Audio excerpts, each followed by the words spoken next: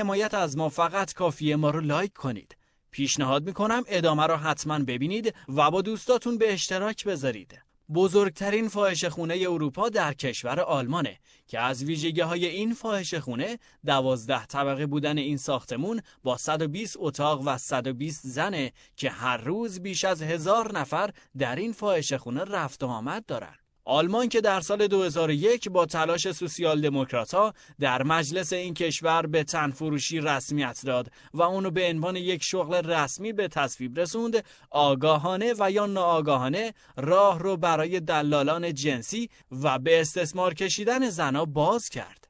بنابراین گزارش بعد از یک دهه بزرگترین فاحشه‌خونه ها در شهرهای آلمان باز شدند و تعداد تنفروشا در 20 سال اخیر 2 برابر شده. و حالا آلمان میزبان بیش از 400,000 فاحشه وطنی و مهاجره. این فاحشه‌خونه ها که تنفروشا را از همه جای اروپا به ویژه رومانی و بلغارستان به بهانه ایجاد شرایط کاری مناسب به آلمان کشونده، دست به هر ترفندی میزنن تا مشتریای خودشونو حفظ کنن و در صورت امکان افزایش بدن. خدماتی از قبیل کاهش قیمت‌ها، وسیله عیاب و ذهاب، تخفیف ویژه رانندگان تاکسی و افراد بازنشسته و غیره. فاحشه‌خونه‌های لوکس و گران قیمت مانند فاحشه‌خونه پاشا در شهر کلن آلمان که غالباً برای توریستا و افراد ثروتمند خدمات جنسی ارائه میدن، باید هزینه ورودی در حد 5 یورو پرداخت کند و بعد از پرداخت 180 یورو میتونن با هر دختری که تمایل داشته باشن رابطه جنسی برقرار کنن. در فاحشه‌خونه پارادایس اغلب دخترها مهاجران بلغارستانی و رومانیایی هستند که در ظاهر فاحشه‌خونه‌ای بسیار تمیز و بهداشتیه، اما از دید تنفروشایی که با انگیزه‌های واهی از کشورهای همسایه برای ارائه خدمات جنسی به اونجا کشیده شدن، شرایط زندگیشون بسیار حاد و وخیمه و دختران ناچارن به هر طریقی مشتری‌ها رو راضی نگه دارن و به انواع روابط تن بدن که در غیر این صورت تنبیه شده و یا از حقوق اونا کسر میشه.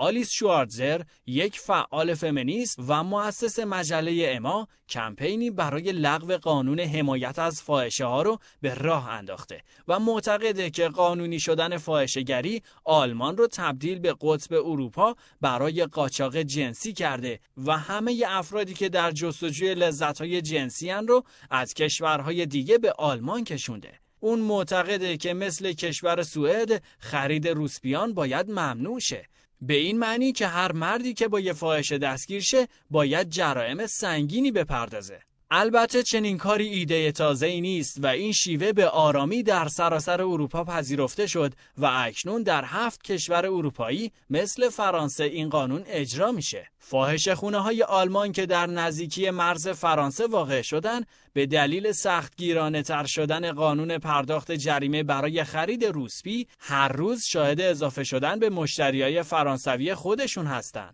البته جالبه که بدونید فاحشه‌گری در جامعه اروپا در دید مردم پذیرفته شده و الان به سادگی نمیشه با این پدیده رو به رشد مقابله کرد. نظر شخصی شما در مورد الزام وجود فاحشه‌خونه‌ها چیه؟